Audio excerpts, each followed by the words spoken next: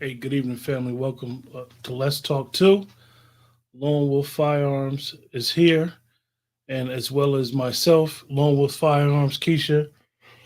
We're gonna have got an interesting show tonight. We're gonna discuss Kamala Harris's agenda for Black men. What's up, Keisha? Nothing. What's going on with you?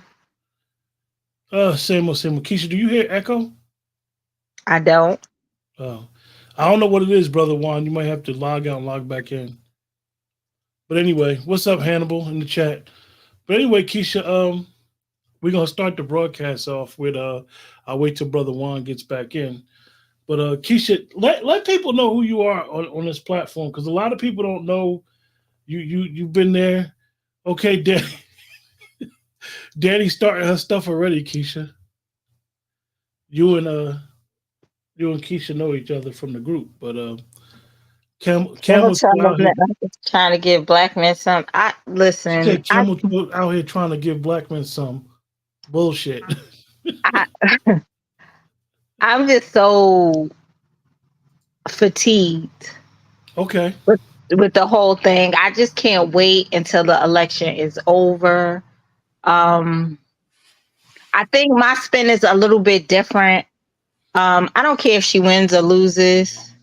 This is going to be a detriment to black people. It's going to be a detriment to black women because we on deck.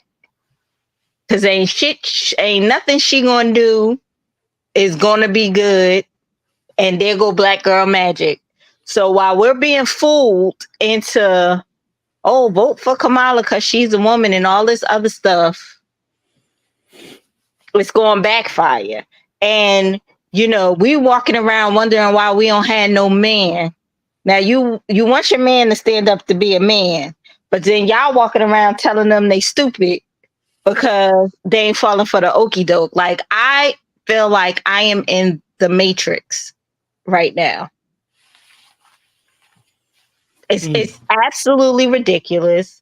And it's only us. Like, I'm heavy into like the Flint politics, and I was on one of their podcasts this morning, and it was a black person and a prominent black person in their area, and he thought he was really saying some good stuff, and I'm like, you're sprouting CNN misinformation, and then you're coming across like, y'all got to check the facts. No, my nigga, you got to check the facts. Like, what is going on here? And if I say to you that it's insanity to continue to do the same things and expect different results, you should respect that.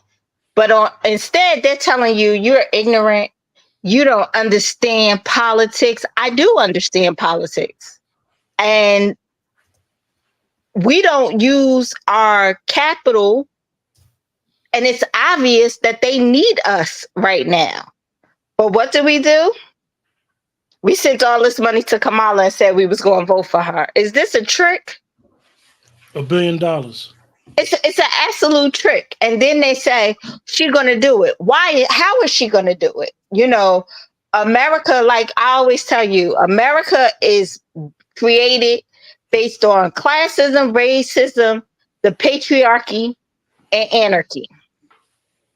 So if y'all want me to believe that Obama couldn't do nothing because they wouldn't allow him to do nothing, even though he had the House and the Senate at one point. So how are you guys expecting me to wrap my mind around this Indian lady going to be able to do something? And then when I ask these questions, you piss on my head and tell me that it's raining, that I don't see what I see. So and I'm no Trump fan. I don't like Trump. I'm from the tri-state area. Trump ain't never changed who he's been. However, I also want to ask, where was Jesse Jackson? Where was Al Sharpton? Where was these niggas' antennas? Where was Oprah? Where was these niggas' antennas? How y'all gonna tell me he racist now? And y'all the one that solidified him for the community. It's a trick. It's an absolute trick. And how y'all gonna tell me my money wasn't better when Trump was the president? Like, how do y'all say that with a straight face? I know what the hell my money was like. Keesha, just explain for the audience, what's your background? So I worked at a big financial service company in the area for over 11 years. I was a compliance manager. I supervised agents. I was their compliance person. For the last couple of years, I'm a business consultant. So I help small and mid-sized businesses with their compliance, their operations, their administration, helping them to be compliant and profitable. So I have a background in business. I understand money. You know, I had to get my Series 6 and 26. I understand investments. I understand all of that. And I'm blackity black. So I understand the racism component. I understand like with the immigrants, what they were saying about the Haitians, that hit me. I get it. But I had to take a step back because the Democrats is playing on us. You know, they know that that's how you're going to get a Black American. Because, you know, we know racism. And in some ways, we know it better than everybody else. Like I said to you earlier today, Quentin, we all got a family member who had to come up north because either a white person was going to kill them or they was going to kill a white person. Other demographics of Black people, it's a little different when they come to the U.S. So this identity politics is like they constantly stabbing us, but we're getting nothing for it. I mean, absolutely nothing. And then Obama gonna get his black ass up there talking about I had a good economy. You an MF and lie. You're a liar. And how dare you? You didn't do nothing for us. And you think that we supposed to listen to you? And then you got Black women like, oh, he's right. And Black men, and that's why y'all single and lonely. Meanwhile, let's talk about the laws that the Democrats, it ain't no Black men in our age group because they locked them all up. So they either gay, dead, or in jail. So we fighting over the same 10 men and they got all the options. Then we mad. But we don't want to be a family. We don't want to listen. We don't want to partner. We just want to tell them because we know more than they do. Every man is supposed to lead their household, but Black men are not allowed to lead their household. This is all coming from the Democrats. But we have a sick relationship. It's a toxic relationship with the Democrats. And I done broke up with them. I ain't let a man beat me. So why the hell would I let the Democrats continue to beat me and beat me and beat me and you get nothing? What are they studying reparations for? What's the study about? Ain't no need to study history. What's the study about? Because they want to give what we are owed to another group of people like they've been doing? Because that's the only reason you want to study it. And we have to understand that Black Americans, we are the core of what an American is. So yes, the Democrats was trying to pull a fast one by saying Kamala was a Black American. She was cooking collard greens in the tub. Is this a MFing trick? Here we go again. Because her relationship with immigration and my relationship with the immigration is different. That doesn't mean that I don't love everybody Black and I don't want everybody Black to win. But it's nuances and we have to respect and appreciate all of our differences. Because I ain't came here that way. I don't know nothing but here. And yeah, I have a problem with immigration. I have a problem that veterans are homeless and immigrants is getting they blowing money fast. I absolutely have a problem with that. I have a problem that FEMA is the worst run federal institution, neck and neck with the VA. I What about absolutely have what a about problem with it. your small business association? I know how you feel about them. Oh, it's a trick. I'm still waiting for COVID money. I got money locally from the state of New Jersey.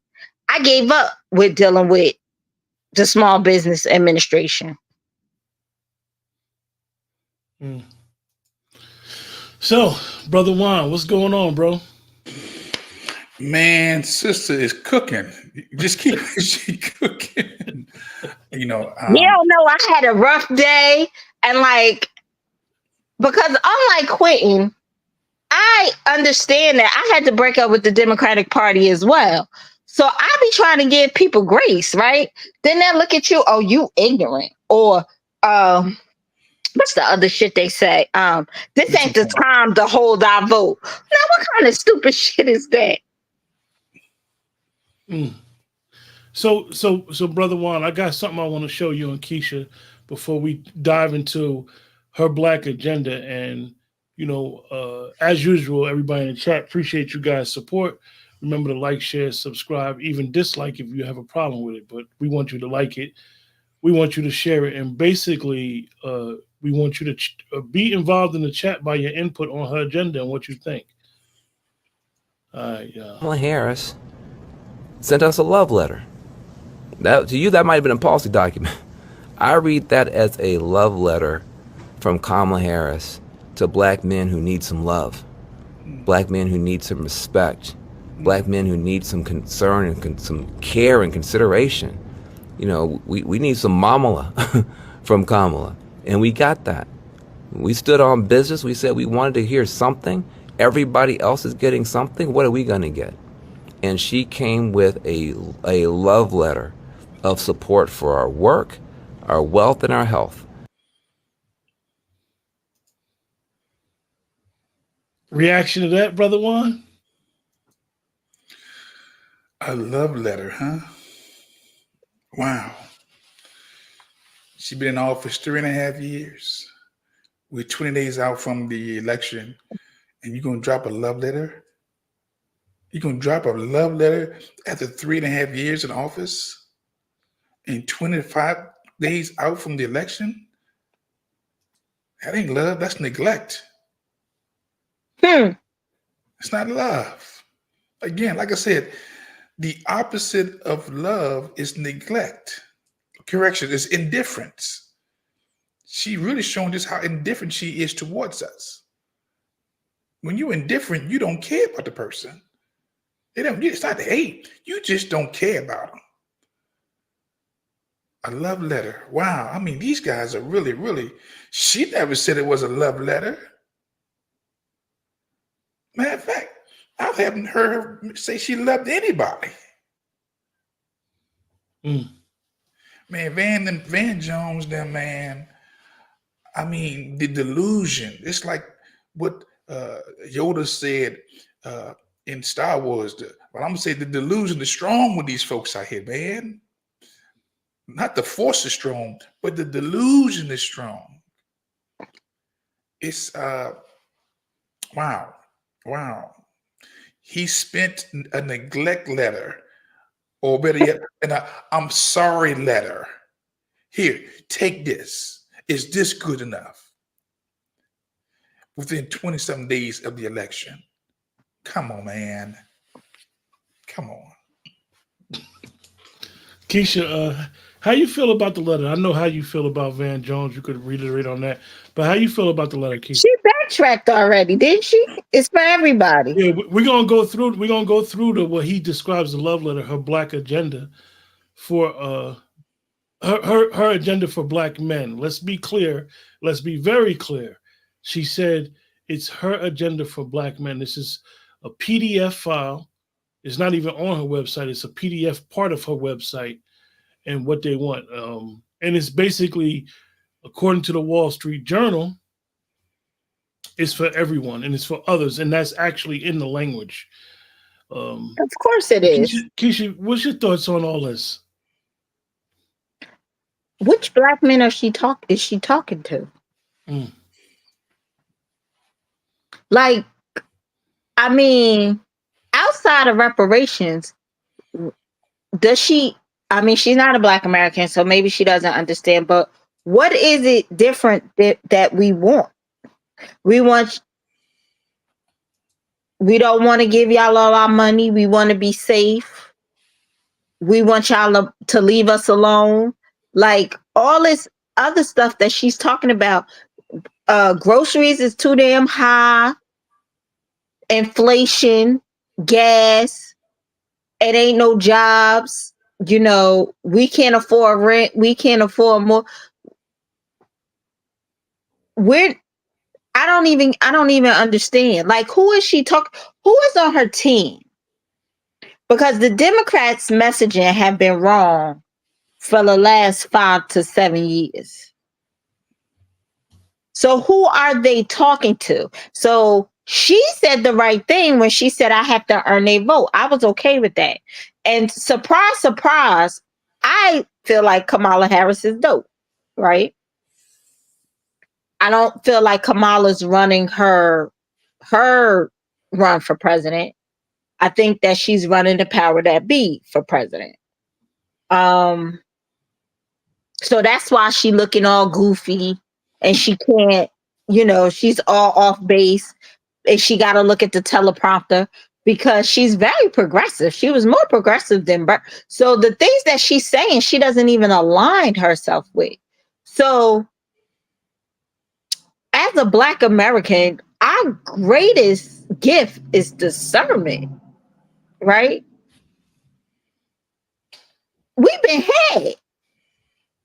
So I don't even know what this black man thing is, but like the typical Democrats, they're going to pad it so much that it's never going to help us, and we're opening our eyes to that. Let me What ask are you you guys, doing? right? They want and I know brother Juan, we do a lot of stuff together. Keesha, we talk damn near 4 or 5 hours every day. We're very close. Just for to let the people in the chat know, Keisha's like a sister to me. I'm like a brother to her. And me and Keesha align on a lot of issues, but we go at it as well. We'll argue. She'll cuss me out, go off, and all that good stuff. But let me ask you guys something. When we've been calling out all three of us, and many people in the chat, we've been very critical of the Democrats, Kamala Harris's run for presidency, and definitely we've been hard on the Democratic shills, where the shills was basically upset with grassroots people who I consider us and everybody in the chat for asking for tangibles. And we see now that this, I'm not saying that this is tangibles, but this is something that her campaign decided to come out with. And she has always said, like, I got to earn that vote. You know, when she's asked specifically about the black vote, she says, I got to earn that vote. And then you had President Obama come out and basically wag his finger at black American men for basically saying, we don't want to support Kamala because she's a woman. Keesha, what do you have to say about that? It's back to the messaging. What black men is she talking about? Or Obama talking about? Black men overwhelmingly voted for Hillary. It was white women who said they weren't voting for her because she went back to her husband.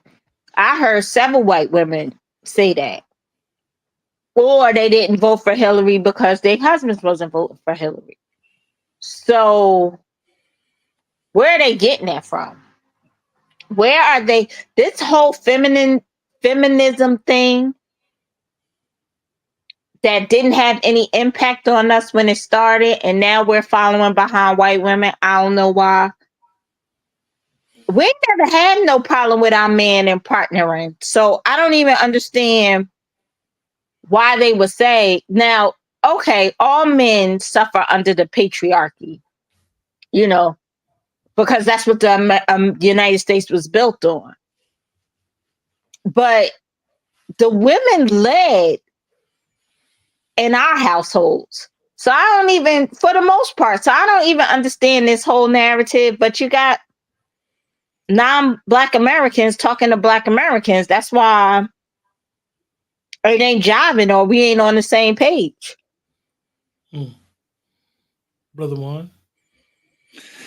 Yeah, I think what you said is true. I think that with Kamala and this, I don't even say it's a Black agenda. It's a jambalaya. It's not just for Black folks. If you read it, you see that it's a lift all boats, lift all people agenda. It's not us at all. You throw in Black as a caveat, and then you go straight to others.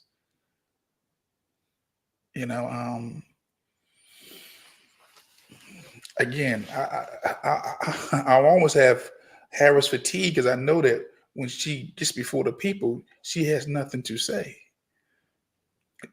It's, again, we're talking about a woman who's been on this job for 3 years. 3 years on this job. 3.5. Okay. I mean, she could have been studying, getting ready for this. She had 3.5 years to get ready for this position. And now she's exposed to the world and just she reminds me of a deer in headlights. And in her campaign to get the nomination in 2020, she didn't even get past the state of Iowa. Right. The Democrats, man, you got to put this. You got to lay this at the feet of the Obamas, the Pelosi's, and all those in leadership who basically convinced Biden to step away or to overthrow him. Okay, and put her in place, not having the debate, or you got to put the blame right at their feet, because this is ridiculous right here, man. You want to turn the nation over to Kamala? She can't even answer a question. And for those in the chat, you guys may have watched it. I didn't get a chance to watch it. I was sitting here doing something, and I'll watch it on the rebroadcast. I know Brother Juan, she was just on Fox News, and basically even some of the liberal sites that said that she was on Fox News said that she was defiant on Fox News. She was. She went in there guns blazing. She went in there like when she was in 2019, 2020, when she was on the stage. Excuse me. Let me say this. Let me get this in. So she was already ready to go. But for talking points, though, I mean, eventually talking points must evolve to substance. You got to have some substance. You're talking about running one of the biggest economies in the world. You're talking about being responsible for 340 million people. You're talking about directing this country for the next 4 years. And you have nothing? You can't articulate a thought? Come on, man.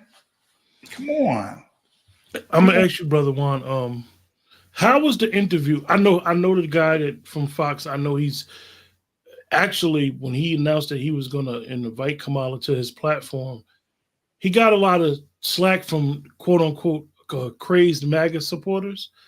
How was he with the questions? Was he like the guy from CBS?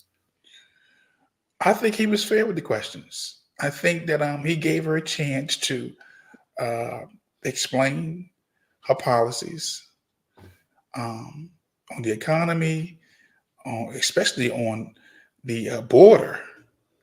But she just couldn't do that right. She couldn't do that. And he doubled back on it. He kept trying to give her a time to explain herself. But she just was in, that's one thing I never understood. And I'm looking at the brother co-crew play. Kamala was interviewed on Fox for 30 minutes. Half of the conversation was her talking about Trump. Then he says she's from a middle-class family. That's all we know. Yeah, absolutely. One thing I never understood about her before we get into her PDF is one thing about an attorney is they have this thing called litigation, Mm-hmm. where in litigation, all you and your adversary do is argue over case law. Mm-hmm. You got to present your case in front of the judge. You cite cases. Basically, whoever has the best researcher, law clerk, paralegal, and knows how to what they call shepherdize, Mm-hmm. knows how to shepherdize well, and you just go back and point and talk about Supreme Court ruling this on. This is litigation. This is what litigation is, and it's derived around each specific issue within a case. What I'm so shocked at when I've seen her is how she can't talk. I've never seen an attorney that could not talk, sell you on their point, and it goes to Because like it's what not Keisha. her points. Come on, Keisha, what'd you say? Because it's not her points. I remember now, I'm saying I was a former Democrat, right? Most black people are raised as a Democrat.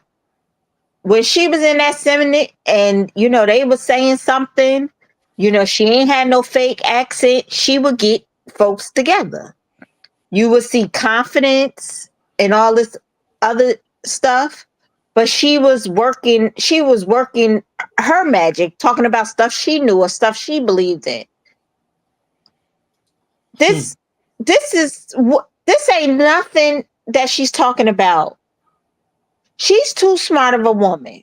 Let me just say this to get on The View, who's been giving her easy questions, Charlemagne, easy questions. She has failed all these interviews. To get on The View and say, I wouldn't do anything different from Joe Biden. Baby, you're here because they didn't want Joe Biden. So you didn't think that was a bad answer? But that's her honest answer.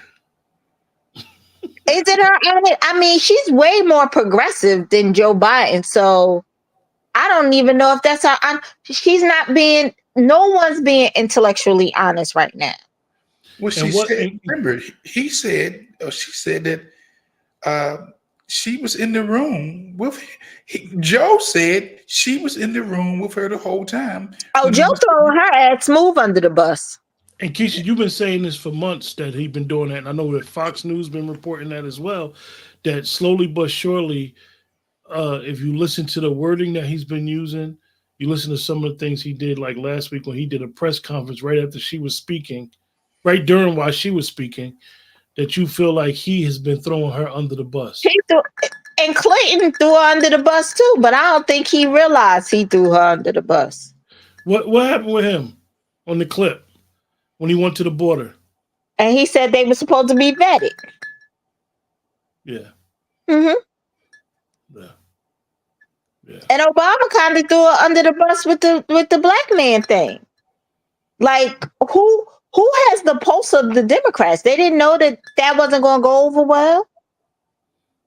The whole change happened during Obama. That's when we all, Puffy, everybody. That's when we got disenfranchised.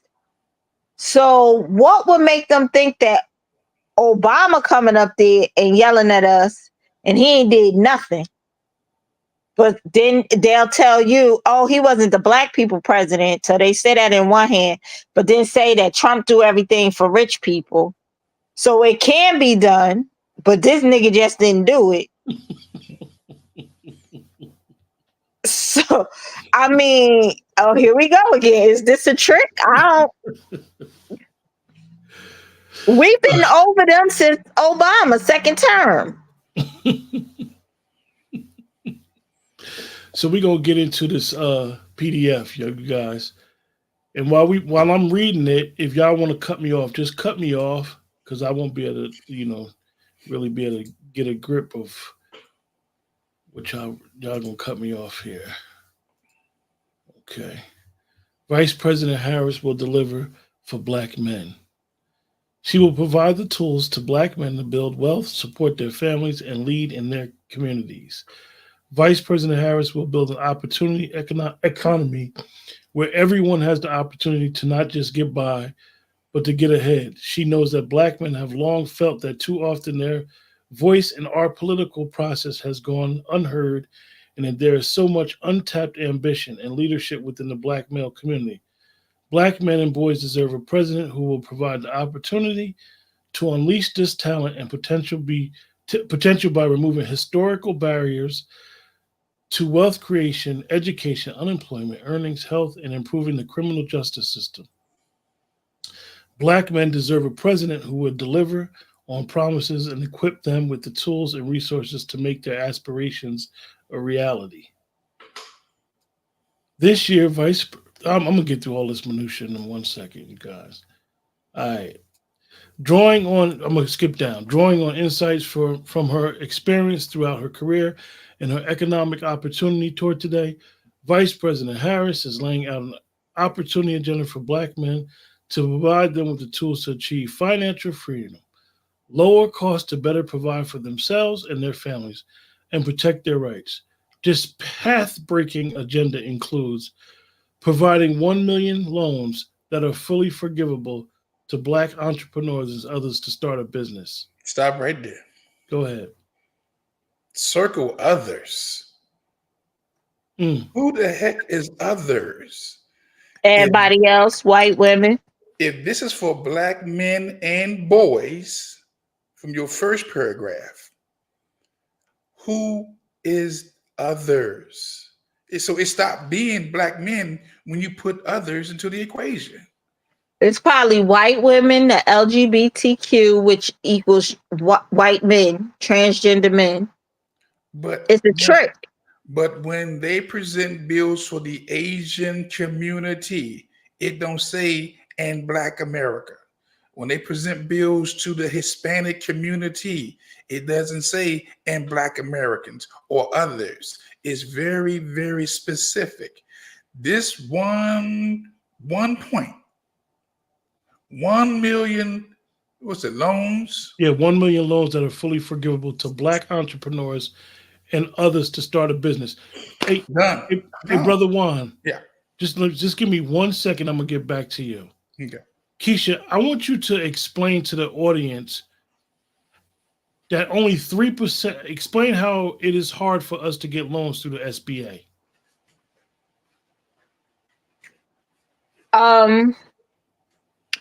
It's a lot of rigmarole. It's a lot of and I don't know if that's the SBA's fault or if that's just how we're set up.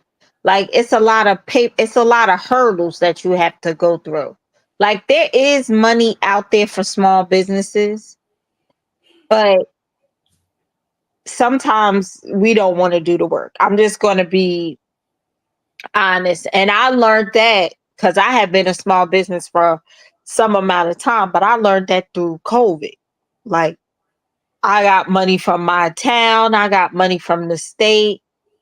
The hardest hurdle was the SBA. Like, their technology is not the great. Again, it's a federal institution. It has the worst run policies. It's hard to get who's in charge. It's hard to get a follow-up. It's hard to get someone to get back in touch with you. So that is difficulties with dealing with the Small Business Association, and a lot of things in business and in corporate America is networking and who you know. And sometimes we don't know the right people. So that's the hindrance for us. And if you do happen, so we grew up, Quentin, in a mixed community, right? I'm going to say it might have been a little easier for us to get funding than it is if you're in a predominantly Democratic ran Black community, because they use that as that's their political chess on who I give opportunities to. So again, it's all politics and it's all a game. And 3% of Black people get loans through the SBA, and we're not talking about Black Americans. We're talking about Black people in general. So we already know that most of those people, most of those 3% are not going to be Black Americans. Because just think about it. If you got to a point in your life. Now, I've never been on welfare, but I'm a Black American. I have family that have went through that. You don't want to do the sitting. We are a proud people, so we don't want to go through the rigmarole. It's not an easy process. We're conditioned to we're going to be all right regardless. That's why we vote wrong.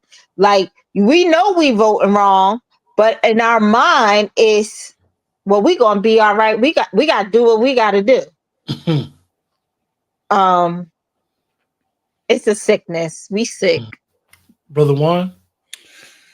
So I've said on the last broadcast, I maybe didn't explain it, so I'm going to say it again, and I'm going to try to explain what I mean. With Black America, you're right, sister, it's a sickness. But it's not just a sickness. I think it's a fascination with death. It's an unconscious fascination with death because we continue to practice Black group economic suicide, which is we don't own, nor will we build, and every day we go to others for our food, for our clothing, for our transportation, for our schools, and that is a recipe for Black group economic suicide. Because the flip side is we're seeing other ethnicities build their own infrastructure, have their own distribution centers, have their own supply lines, and we continue to be the consumers instead of building and creating our own. That's what I mean by Black group economic suicide. We're not doing the work that others are doing. And one day very soon, they may decide to say to themselves, we're not going to sell to the Black community. Go get your food, or go get your clothes cleaned, or go somewhere else. Go to your own stores. And then maybe the light switch will come on. Maybe then the light bulb will come on that we're in trouble. Because like I said before, there's nothing in the universe that says that a people will live happily ever after. There's nothing. True. The Tasmanian people from Australia is a prime example of a people who was wiped out. All you know about is their name, but you don't see them around no more.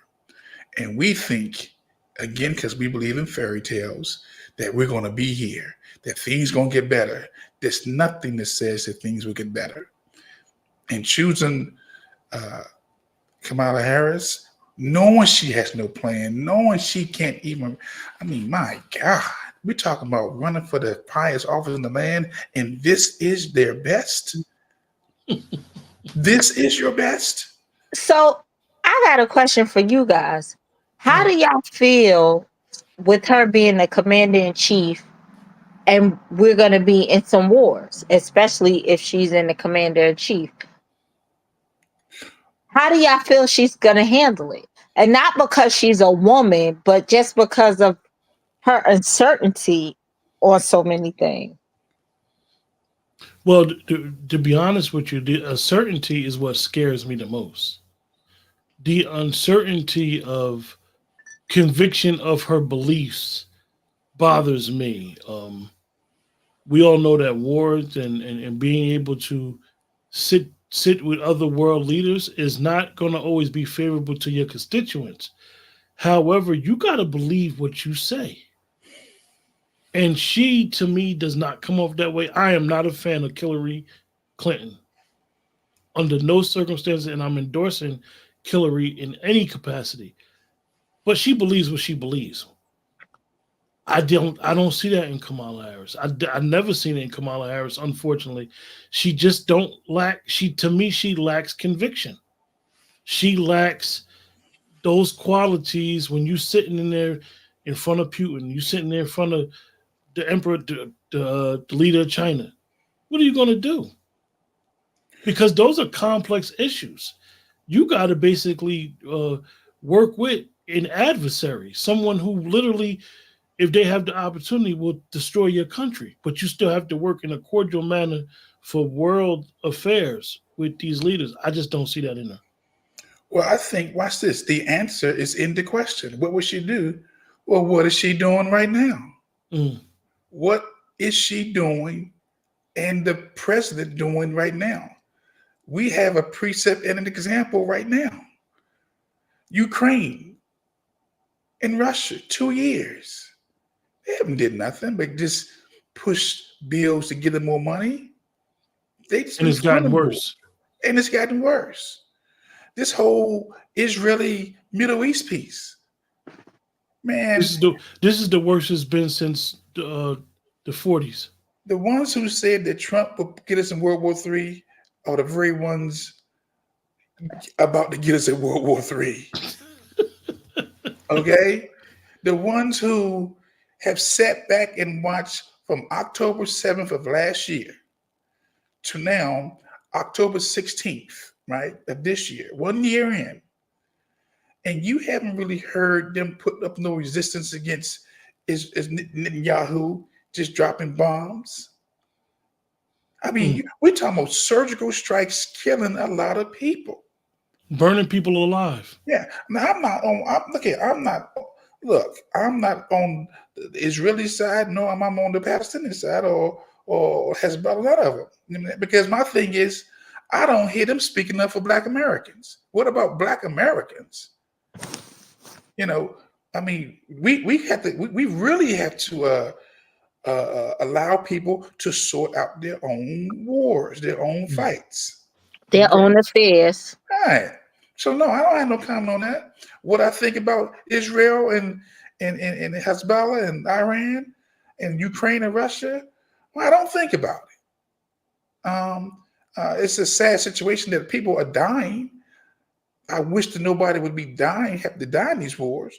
But we have an example right now by Kamala, what she would do in times of war. Because we're in times of war right now. And she's done nothing. So let me get back to this. Point 2, championing education, training, mentorship programs that help Black men get good paying jobs in high demand industries and lead their communities, including pathways to become teachers. I don't know what that is. Champion education, training, and mentorship. Huh? Mentorship programs? Yes. Okay, well, why aren't you doing it right now? You've been in office for 3 years. And who's to say Black men want to be teachers? And it's already a program to get you. It's an alternative route to be a teacher. Point 3. Supporting a regulatory framework for cryptocurrency and other digital assets so Black men who invest in and own assets are protected. What if last one hired and the first one fired? You're talking about cryptocurrency? How about just getting a job? Launching, point 4. That cryptocurrency is ridiculous, but go ahead. And actually, it's interesting that she wants the cryptocurrency because I know that former President Trump said that he wants to make the United States the hub of cryptocurrency for the world, which will be interesting as well. Well, she's been copying everything that Trump and J.D. Vance been saying, but I guess that's misinformation. Point 4, launching a national health equity initiative focused on Black men that addresses sickle cell disease, diabetes, mental health, prostate cancer, and other health challenges that disproportionately impact them. Point 5. Well, hold up. Launching a national health equity? What the hell is that? If anything, Black Americans should be in a protective class. Why isn't that on your slip? Is it if it's not honestly? when I saw this point, you guys, the first thing I thought, and I'm someone that at one point didn't have no health insurance, got excellent health insurance now. The problem is not these issues. The problem is we need universal health insurance in this country. Period. It's the access Or at least to. give it to Black Americans. Okay, so but Yeah, what if that should I be ain't got, part of the what if I don't have reparations sickle package. cell? What if I don't have diabetes? What if I don't have no mental health problems? What if I don't have prostate? What if I don't have none of that? Am I exempt? Mm. Do I, You're do I right, don't brother get Juan. nothing? You got to have that to be part of this initiative to get addressed. Well, that's what it sounds like. Mhm. Sickle Point cell. I five: don't have sickle cell. legalizing recreational marijuana and creating opportunities for Black Americans to succeed in this new industry. Too late. I don't even smoke marijuana, so that don't even apply to me. I mean, why do we have to be the face of marijuana? When I We tell you what, shouldn't. we were the face of marijuana as long as we was getting locked up for it. But when it became legal, we stopped being the face. Okay, you know, the white community became the face because they had those distribution centers. Come on, man. I mean, it's almost insulting that that you single out us for weed when Black men went and applied for those distribution centers, they was all denied. It's something else that I'm gonna talk about on that page, but I want to address some of the comments. You guys in the chat, thank you for supporting the channel. Remember, like, share, subscribe. Okay, we're gonna go start with Danny's comment here. Desperation is real. They dug up Bill and threw him on the trail. Danny, They had Mike asked Jesse Danny, Jackson and Flint in the wheelchair. Now, what is how embarrassing was that? Keesha? What is opportunity economy? What does that mean? Do you know what that means in the language, Keesha? I mean, no, I'm guessing everybody gets an opportunity, but no. It's I mean, word salad on steroids. it's word salad. That's what it is. Mr. J says she's jumping. She's telling you from the jump it's a nothing burger. Yeah. All right, hold up, you guys. And Keesha, this is a good question. What is the difference between loans and grants, and why she isn't giving the grants? Grants you don't pay back. But everybody else getting grants. The thing that she left out was reparations. She left out. Listen, and that's all I want. I could figure it out. Yeah, I could figure it out after that. I mean, doing a damn study. We didn't study. Look here, you don't do. They didn't do no study when they gave these illegals coming over here reparations, housing. Earth Angel said, "I think she'll get off Ed and wash the white male will put back in place. I think she knows the possibility of that." Hold on. I think she'll get off and wash the white male. Mr. J said Kamala gave Ukraine, Israel, and Lebanon more money than we have seen in our whole lives. That's true. That's a fact. She did steal that crypto point from Trump. I mean, she's just not authentic, and anybody with eyes can see that. See, I don't have cognitive dissonance. I can look at somebody and say, "You lying. You're not telling the truth." Guarantee us some weed plants. She guarantee us some weed plants. How about non-poison GMO food? I know what you mean, Mr. J. So don't get sick in the first place. Oh my God, that would be awesome. Earth Angel said Jesse Jackson's family should be ashamed of themselves. So this is one of the points that I wanted to bring out. Now we know those 5 bullet points was crazy. Those 5 bullet points are basically from the door, like Brother Juan said, and a lot of other people have noticed. From the door, the first bullet point says others. But I want to show you guys something and this is from their site, their PDF. This is not from no other social media site. It's from their site. And this is bothersome And I know Keisha will really enjoy talking about this point.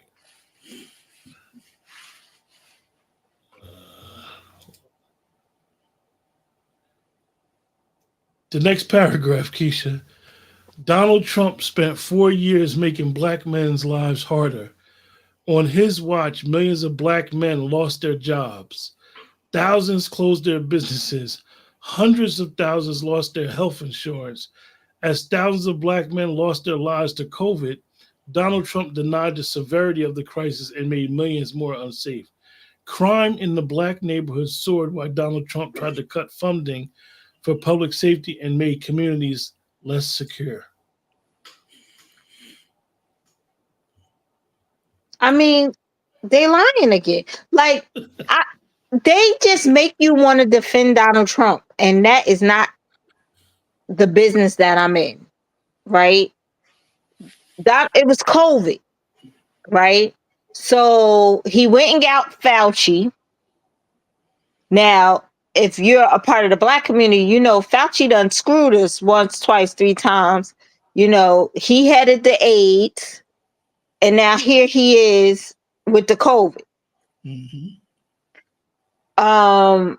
Now Trump said some crazy off the wall things, but then some things he said is coming to pass ain't really wrong. Like whatever medicine that he recommended, it wasn't a bad medicine. It's just like they're pissing on our head and telling us it's raining. And that's what annoys me the most, because I don't think that black people are just loving Trump. I don't really believe that. I just believe that what else do we have to lose?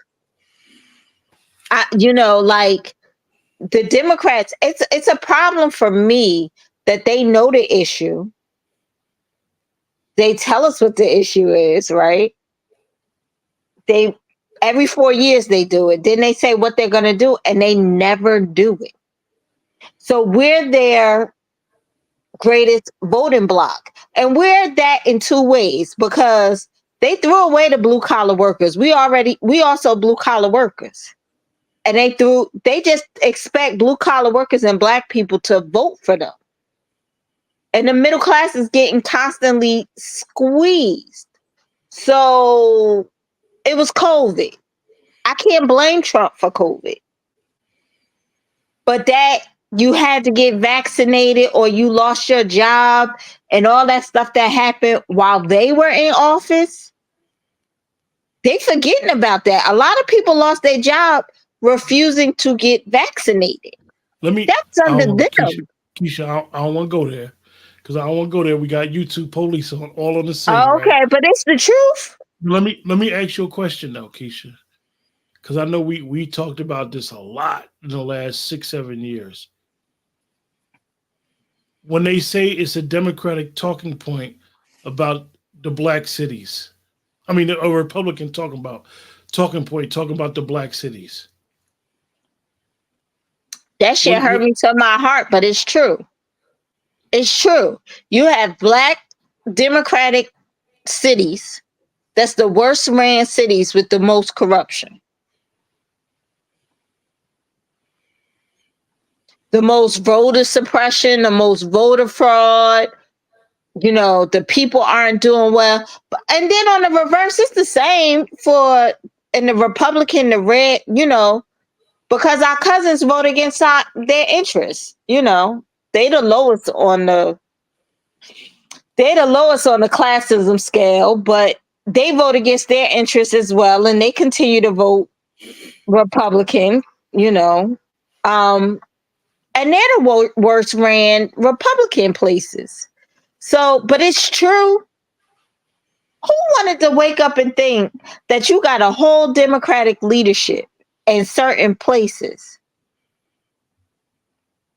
and how we do on one another? And it's allowed. That's a true Republican talking point. Yeah, but it's funny how they even politicize the truth. When you point it out, when you cry about you living in a major black city, like you might live in DC. I know Brother Juan is from the DMV. You live in DC, you live in Newark, New Jersey, you live in Detroit, you live in inner cities of LA, Chicago. And it's like, okay, y'all crying about Trump. And this is why I brought up that point. Because for some reason, and we know that's one of the people that she's running against. She's running against the Green Party too. But they continue with this boogeyman campaign of Trump doing this, Trump doing that, instead of being clear on, or not clear purposely, on their agenda. He gonna take you back to slavery. Well, I think that see, those who are calling the shots behind the scene, they understand the two elements of fear. Fear will either motivate you or fear will paralyze you. And with us, it's always been a paralyzation, that whole fear piece. And so they tie everything back to Trump because, again, Trump is supposed to be the boogeyman. Forget this last 3 or 4 years. Just forget about the last 4 years. Forget about the price of gas. Forget about the price of food. Forget about the evictions and the price of apartments, and forget about the housing, forget about the inflation, and just go right back to Trump. That's crazy to me. That's very crazy. That's very disingenuous. Because now you're not even trying to own that you've been in the office going on 4 years, but you want me to go back 5 years, 6 years, 7 years, 8 years, and not deal with the present almost 4 years. Come on now. So you guys in the chat, I want you guys to put a thumb up if you think her black men agenda is good, and a thumb down if you think her black men agenda is bad. Well, it's not even black men agenda, and it's the others agenda. It just starts off black men, right? Yeah, I think I'm more offended because again, it's a way to split the community. You don't hear them saying a black Hispanic male agenda. You don't hear them saying an Asian male agenda, a Polish man agenda, an Irish man agenda. They don't split the community. It's for that whole collective. And this is just a game too. It's all a game. You know?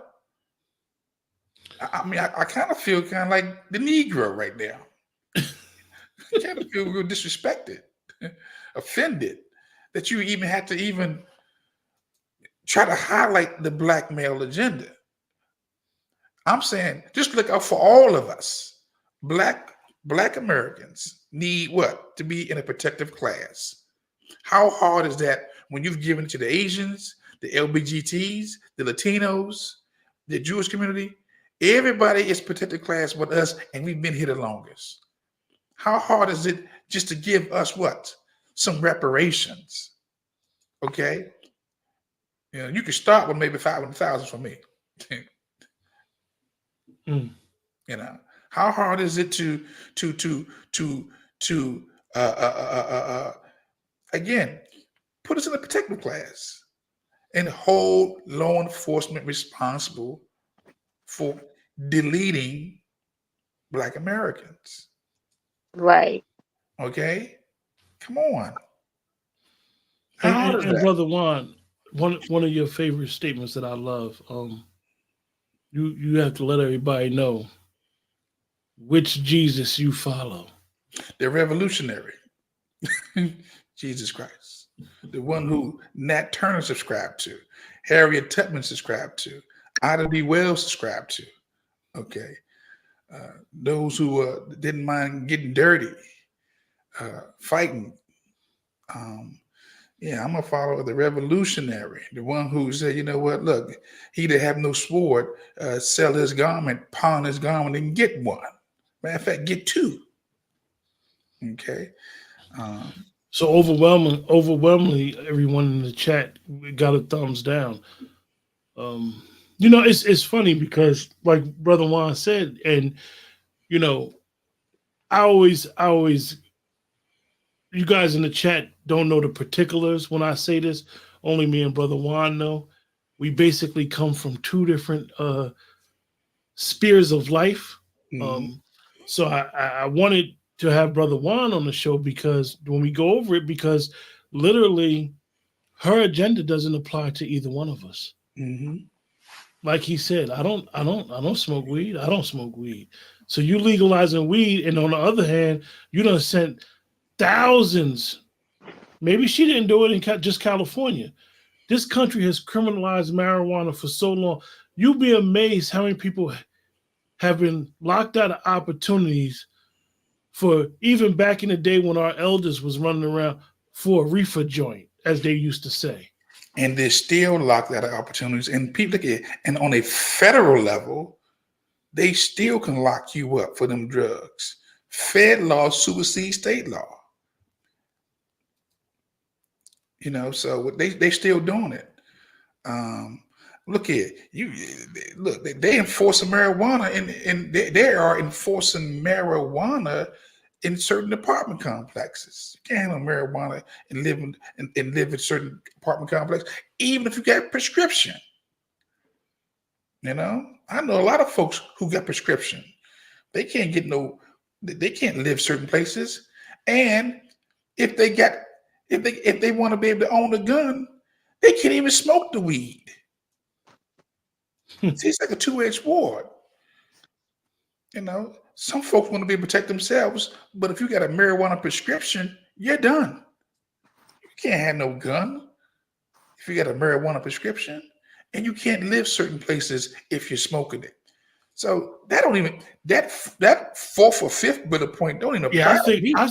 I thought they when they legalized marijuana in a lot of states, I think they overestimated what was going to happen.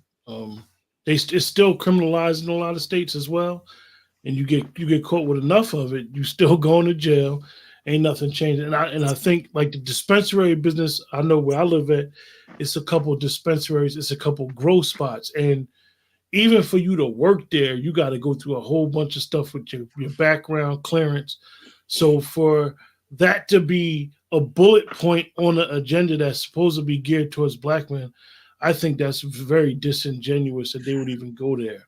That's I a mean, it stereotype, should be man. free education, free trades. It should be some type of thing. If you're gonna say that we're a marginalized group for so long historically, you should make it geared towards some easier things to obtain. Those things on that list. I mean, like it's in I, others. that list to me dealt with stereotyping us. It's a subliminal suggestion. You know, we want to offer them training, but at the same time, we got to I make can't hear sure you that good, brother Juan. we got to offer them training. Can you hear me? What'd you say? Can you hear me now? It's kind of low. Oh Lord, they mess with me. I ain't touched nothing. I hear you both good. You now? What'd you say? I said, for me, the weed piece is a stereotype. It's a subliminal suggestion. It fits a narrative that we need to make sure that we keep them weeded up because they got the smoke. All black folks smoke. They smoke. They get high. They drink, and they can't find no jobs. So we got to offer them a trade. I think that whole list is very insulting. Very insulting. Because they're not splitting other communities like they're splitting us. What do you? Keesha has that same sentiment. The black men, black woman thing.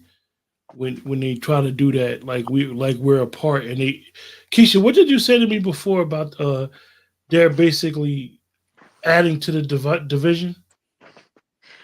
Absolutely. And I just wanted to touch on even her middle class what she was doing for the middle class, that doesn't really help Black Americans either. I mean, 'cause it's more a lower middle class agenda.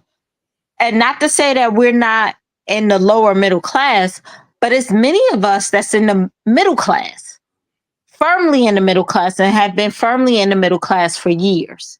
Mhm. So it is a lot of stereotyping, and it is a lot of things that's embarrassing. Like, they're embarrassing us. They're chastising us when they ain't did nothing for us.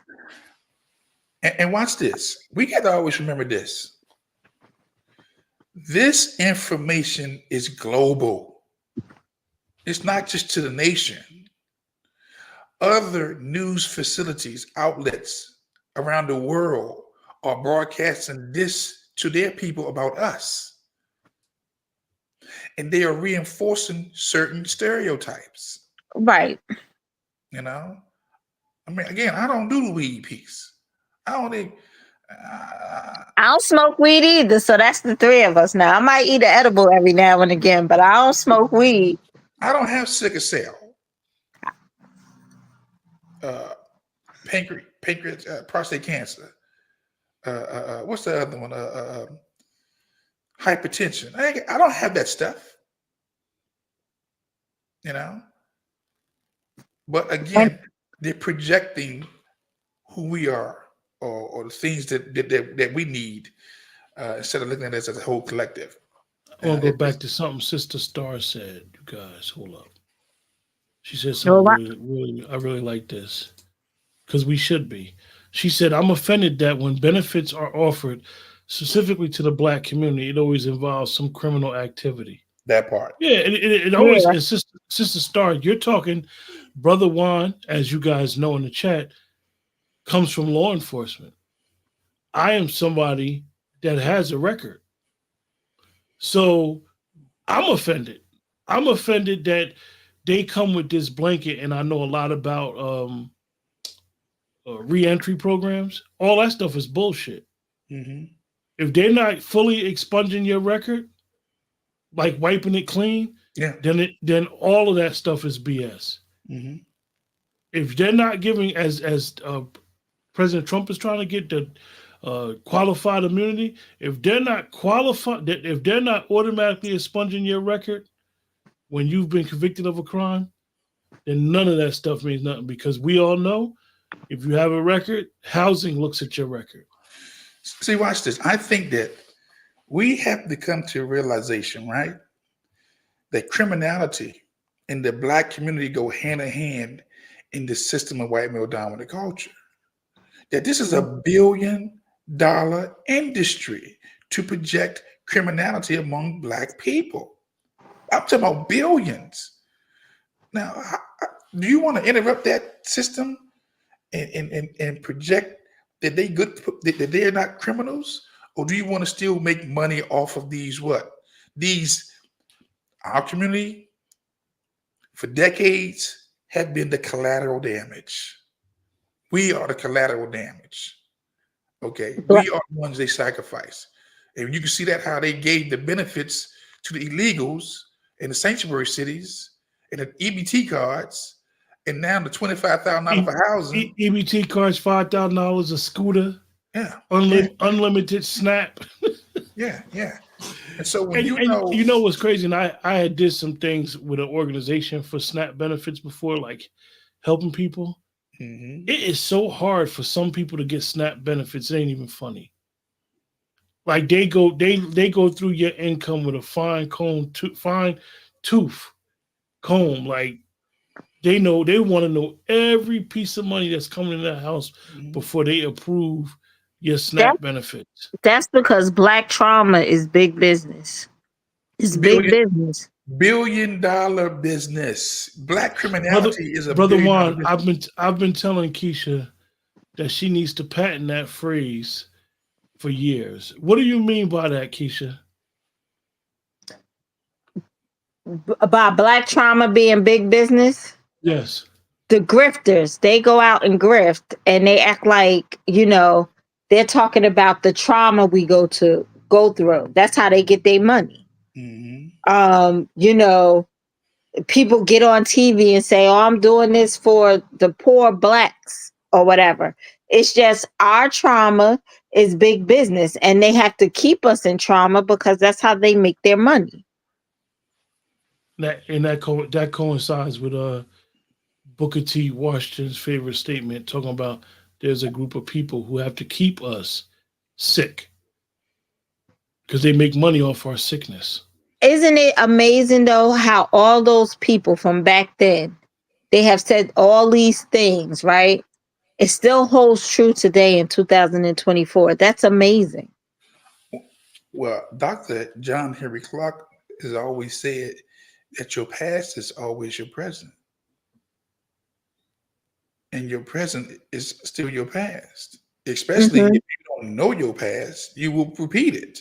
You don't know your history, you can repeat it. The past is always present. I mean, we really, when I think about our movement today, we really haven't really, what generation, because I'm an Xer. And what I'm seeing the millennials are doing, the Z's and the Y's are doing, this is revolutionary to go against their mothers and fathers, their aunties, their uncles, their grandmothers, grandfathers' wisdom or their way of doing things. This is revolutionary. We wasn't having these discussions in the 60s or the 70s or even in the 50s. I like that, Mr. J. Trauma porn. You know? I like that. But no, go ahead. So we're going to come to a close. Appreciate everybody in the chat for joining us. I didn't want to keep everybody tonight. You know, I try to I'm gonna try to do a show every night. It's just a bunch of stuff that's going on, and I just got to get back into the mood of doing it, being prepared.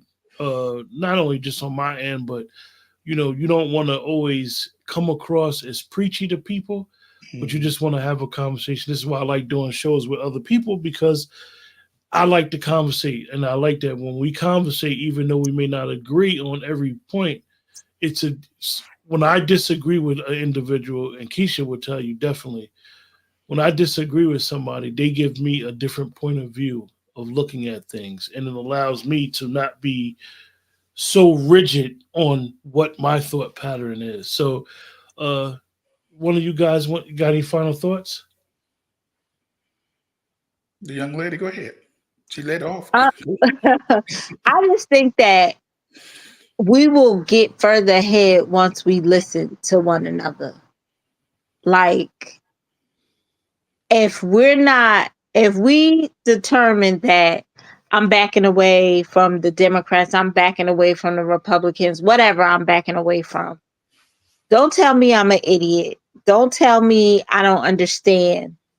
Let's listen and dialogue, because then maybe you'll come out with a different opinion or resolution, because what we're doing is not working, and that's clear and obvious. But what's also is clear and obvious to me is they need us this election, so we have to start doing something different. And if we're not going to do it as a collective, don't get mad at me if I'm gonna vote my own individual interests, and my individual interests more than likely will not be voting for the Democratic Party.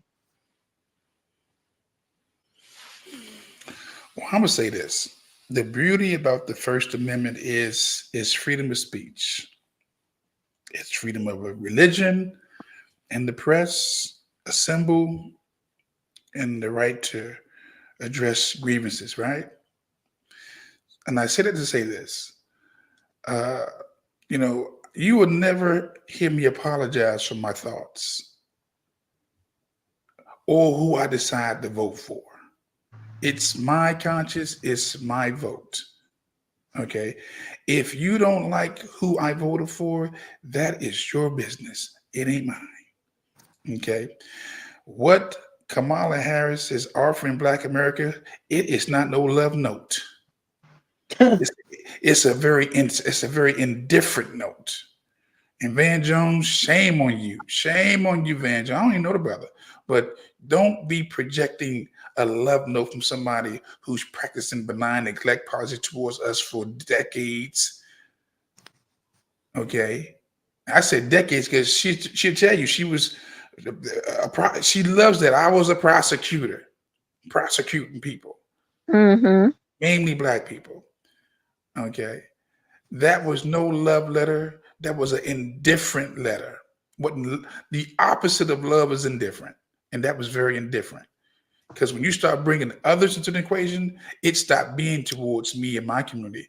It became a lift all boats. Okay. So it is a nothing burger. Okay. Nothing. Just an air sandwich. You didn't mention reparations, a protected class, a minimal of protective class status. No. It's a With that, appreciate everybody for joining us. And we'll see you guys soon. Remember, like, share, subscribe is the best way to support the channel.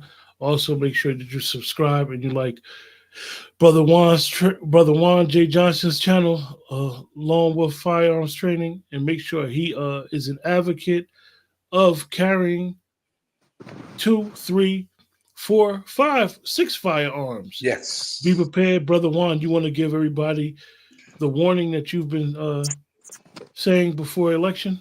Yes, I need you guys to stay out these stadiums, stay out these malls, stay out these theaters. Why? Because I don't want you to become a soft target with high casualties. Again, we are approaching some very dangerous times, and you don't want to be out here thinking you're celebrating and you're on somebody else's high value target list.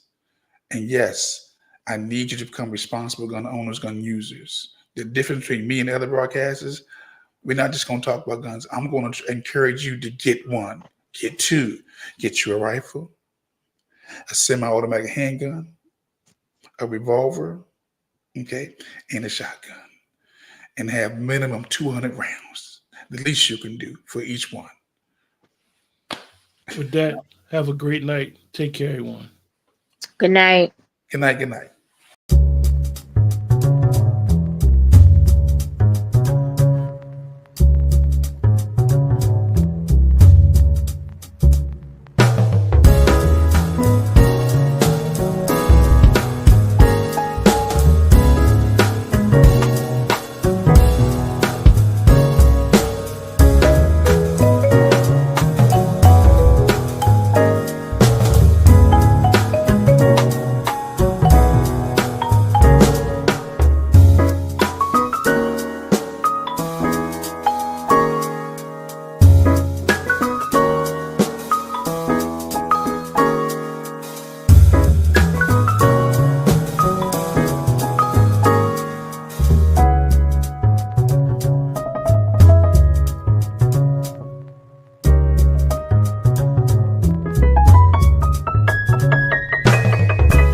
Done for me lately?